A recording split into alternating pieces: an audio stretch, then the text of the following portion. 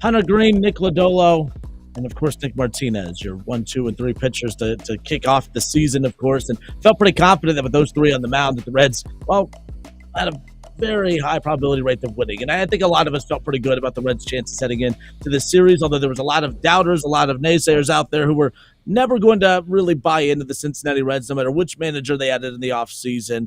They didn't really, with bringing in Terry Francona, it's not like they loaded up the roster and went and showed that they were all in. It was an all-in move to get Terry Francona, but it wasn't followed up by all-in moves after. So it was kind of a weird offseason. Like there was a big-time high moment when the news came out that Terry Francona was coming to take over as manager.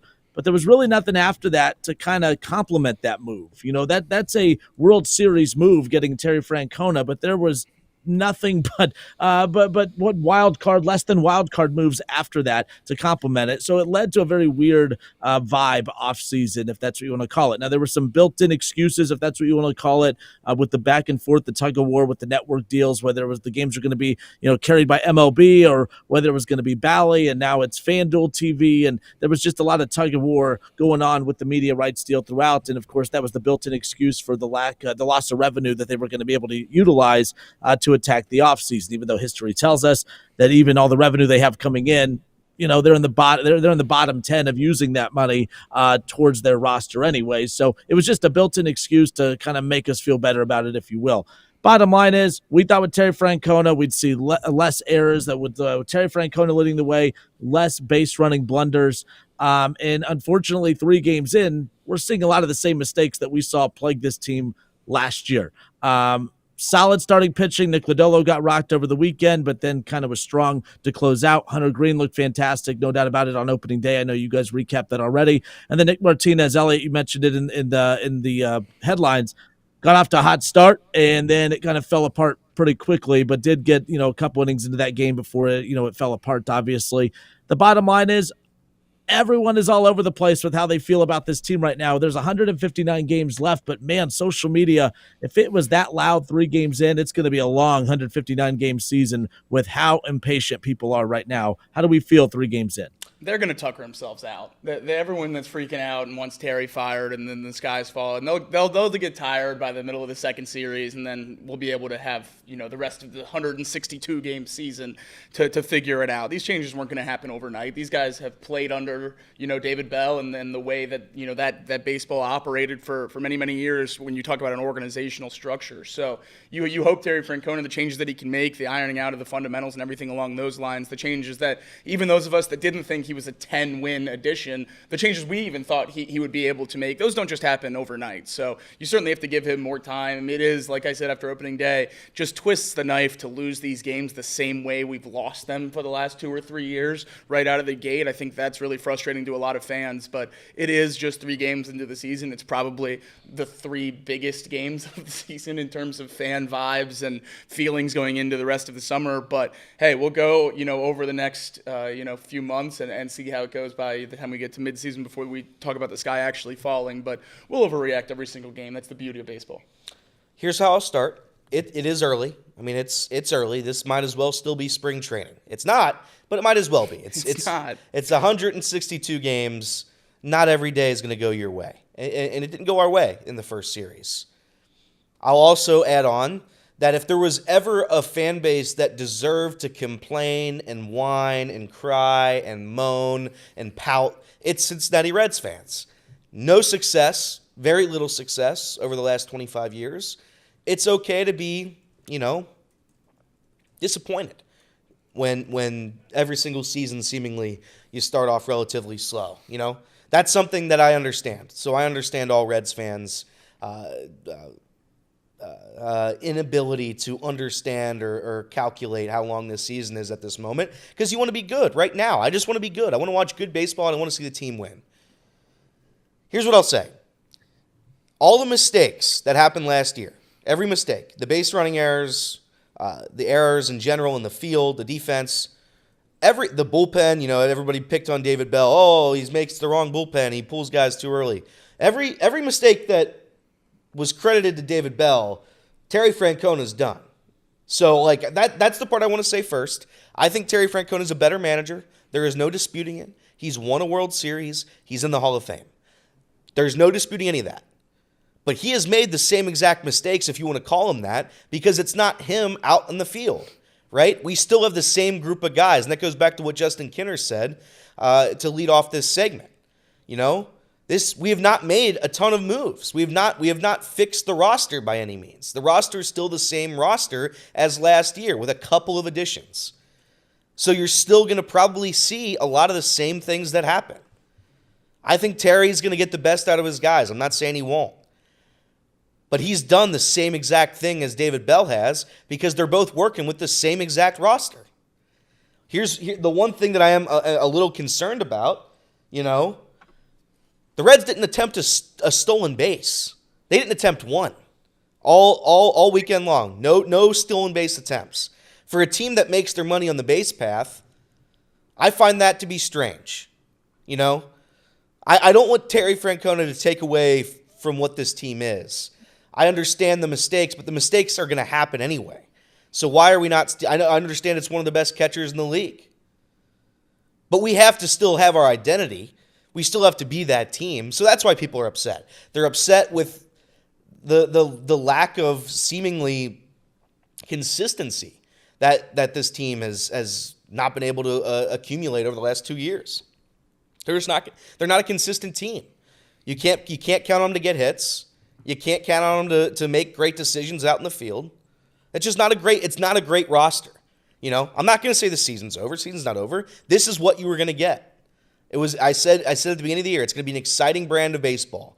It's going to be fun when you watch the Reds. That game yesterday didn't go our way, but it got interesting at some points. You know, the Reds have played in close games.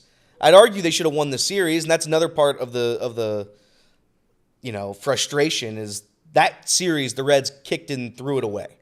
That was our series to lose. Game 1, the Reds won that game. Terry Francona elected to throw Ian Jabot. You know, that's what happened in this series. That's how I'm going to remember it. So we're going to move on. We got the Rangers tonight. We got the Rangers series up next. And I think the Reds are going to be better. Little by little, I'm going to hope that the Reds get better. But I would say with cautiously have, you know, thoughts about the Reds being the team that you think they will be, right? It's the same exact roster as last year. The only difference is they're a little bit more healthy than they were. A little bit. I'm not mad at any one player. I'm not mad at any, you know, I thought most of the guys out there except for Spencer Steer looked at least serviceable, maybe Jake Fraley as well. But, you know, I didn't think it was a bad series from any one player specifically. Maybe Ian Jabot and Spencer Steer. But those are my takeaways from that first series. The other thing too is like if March mistakes are May mistakes, then I'll be concerned. Then I'll have a problem. And to be fair, I'll meet people halfway. If the March mistakes that we're seeing are the same mistakes 3 weeks from now, then I'll be waving a flag saying, okay, something's up, something's wrong. But it is hard, like especially with like spring training. Like it's very hard to replicate regular season baseball. And this is for any preseason in any sport. Like we talk about it in football all the time. Like how much does the lack of reps for starters in the preseason impact the start to the regular season? I don't care if you give your starters more reps than other teams in NFL preseason. Football is ugly as hell in the first couple weeks of the season for everybody. But even the teams that get off to a good winning start, they're not playing their best football to start because they're getting rolling a little bit. Basketball, the same thing, and they have the longest preseason of them all. I mean, it starts in November. It doesn't even end until, February or March before they decide they want to start playing hard with the playoffs around the corner. Bottom line is for baseball with spring training, as we sit here right now, it's going to take a few series, I think, to kind of for this team to get rolling, especially with David Bell or with Terry Francona, who's taking over this roster. You really can't learn your roster until you're in the middle of game time scenarios. And he's still learning his bullpen. I mean, you could say, well, just look at the numbers from last year. I think he's a different type of manager than most managers in baseball. I think, is he going to have to learn for himself on some of these? Unfortunately, it looks like that's the case. But I do feel like an old school baseball manager like him, he's not going to be told what to do. He's going to do what he believes is right. And I think we saw that. I don't know if you guys saw the quote, Charlie Goldsmith that tweeted it out over the weekend, that, you know, if you manage like a fan, you're a fan or something. I can't remember the exact quote, but basically saying he didn't regret how he went about the rollout for the opening day game with Jabot or whatever. He did say he would have liked to use guys differently throughout that, but as far as the sequence, he didn't mind it. I kind of like that approach, not caving and saying, hey, I was wrong, blah, blah, blah. I think right now he's still learning this roster. He's learning how to utilize guys, and I think that that's going to improve as the season goes on as well. My frustration, I tweeted out yesterday, is anyone out there that, Tito was supposed to fix this? We're 3 games in. If these March problems still exist 3 weeks from now or in the month of May, I'll be screaming from the hilltop with you. But for right now, I don't think we could put too much into the first 3 games of the season. I think it needs to play out a little bit as far as that's concerned. I don't think it's an indictment on Terry Francona. I don't think it's an indictment. They had the same issues that David Bell had last year. The same exact complaints. Yeah. Everything's the same. It's because you can't force a guy to be good at defense. I can't make Jeimer Candelario know how to tag a guy. Right? I can't make the errors from Elly stop. You can't make that happen. It's going to happen on its own. The plate approach has been better, I've felt, for the Reds. There's little things that I see that is a little bit different. But I don't think firing David Bell and bringing in Terry Francona was going to be the X factor for 15-plus games. Jacob and I have said that for a long time now. We never thought Terry Francona was going to be the automatic 10-win guy. It just wasn't going to happen that way. I think, like Kinner just said, over time you're going to see differences, but it's still the same roster. It's the exact same. So I'm not going to worry too much about it. It's the first series of the year, but this is why I don't overreact when it comes to the manager, because you're going to see a lot of hypocrisy out there when it comes to Terry Francona this season, and that's okay. Everybody can feel how they want to feel, But it's not Terry's fault that guys on this roster make mistakes the same way it wasn't David Bell's fault. So I'm gonna continue to pound home that the players in the field have to play better. That's on them. They have to be better. The one concern I mentioned is the lack of stolen bases. I'm not sure what that's about. If we're going to cut off the identity of who we were kind of last year, being exciting on the base path, I will say that does worry me. Yeah. Because the Reds' offense isn't good. I mean, we can spin it however you want. There's a couple guys I trust, and outside of that, I don't have too much on this offense to be hopeful about. So if we're not going to make moves, if we're not going to get to second base, if we're not going to get to third base, if we're not going to be aggressive out there, I have a hard time believing the offensive struggles from last year are going to improve significantly. At least that's what I take away from that first series. And you see a lot of people saying, well, when Tyler gets back and he's catching, and obviously his bat in the lineup, and when Austin Hayes is back and you have the roster you expect. So we really are just banking on full, complete health. If we don't have everybody, we can't be competitive. At this point, we have a decent chunk of the roster here. Yeah. I mean, this is the guys that you agreed to go into opening day with. We have a few starters out, but you should be able to overcome this level of injuries. Last year, when it was Noelvi with the suspension, CES got hurt early in the year, Matt McLain was out. That's a different story. TJ Friedl in and out of the lineup. Right now, it's really 2 difference makers, 3 if you consider Spencer Steer completely hurt. This team should be able to overcome that, and the fact that you're losing a series based off mental mistakes, this is the concern that we brought up on this show as soon as Terry Francona was put on the table to be the Reds manager. Is that going to be the big signing of the offseason? Because if it is, it's not enough. So we'll see what happens. We'll see how much he can move the floor and or ceiling of a lot of the players on this roster as the 162-game season progresses. But to lose the first series of the year the same exact way that David Bell lost series after series, and evidently the reason that this fan base ran David Bell out of town, to watch it again, watch the same brand of baseball on opening weekend, that's just certainly not where we thought we'd be right now, or an easy pill to swallow. I don't want to be too pessimistic on the show. I'm going to try to be positive, Elliot, for a little bit longer. But this series, I mean, maybe was managed. I don't even want to say it.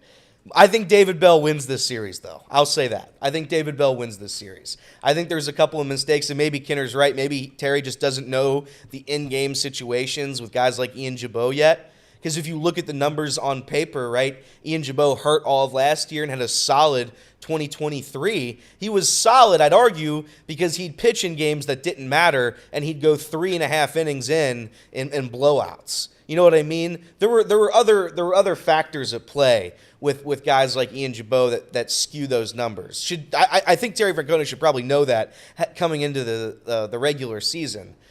But again, it's early. It's early. Everybody calm down. The Giants have good pitching. Yep. It's a good team. That's not a horrible baseball team. It just is like what Jacob said. Losing that is frustrating because they absolutely should have won that series.